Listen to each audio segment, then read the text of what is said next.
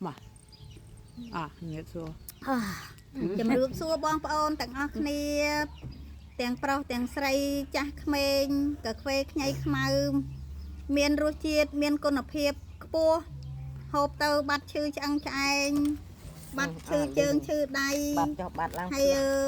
បាត់ចុកចកេះចុកខ្នងហើយហូបបាយបានសម្រានក៏លក់ធ្លាប់ឈឺចកេះឈឺខ្នងឥឡូវខ្ញុំជានេះខ្ញុំហូបឈឺកាពះក៏បាត់ខ្ញុំហូបអស់3កញ្ចប់ធំនេះហើយតែអានេះក្នុងមួយកញ្ចប់ធំវាមាន20កញ្ចប់តូចសូមបងប្អូនចង់ជាសុខភាពសូមអញ្ជើញជួយពិសា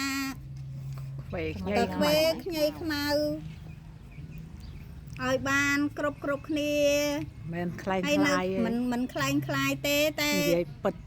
និយាយពិតធ្វើពិតធ្វើពិតហើយបើបងប្អូនមិនជឿទេ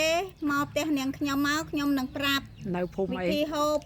នៅភូមិកសាំងឃុំចំបៃស្រុកអង្គរជ័យខេត្តកំពតសូមអរគុណជម្រាបលាបាយបាយ